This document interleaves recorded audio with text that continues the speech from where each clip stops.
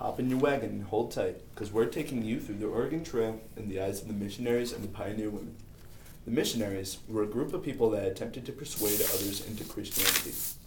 They formed around 1836 and moved along the Oregon Trail.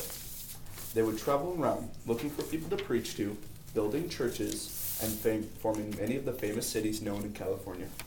Some missionaries paired with Indians, such as the two couples named Marcus and Narcissa Whitman, along with Henry and Eliza Spalding. They encountered the Nez Perce and the Cayuse Indians, and hoping that the Indians would accept the Christian ways, the two couples split up. The Whitmans went with the Cayuse and the Spaldings with the Nez Perce.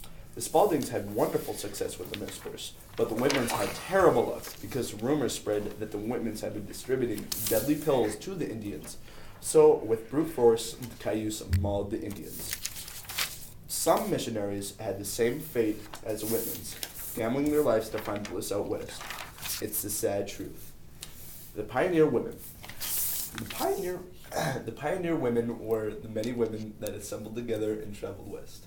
Most were wives or mothers, but some were single, looking for men and a place to stay.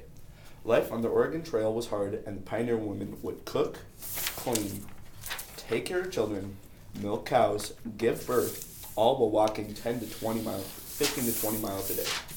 These women were tough, but of all things have to die, and the highest killer was disease, such as smallpox, cholera, and other sicknesses.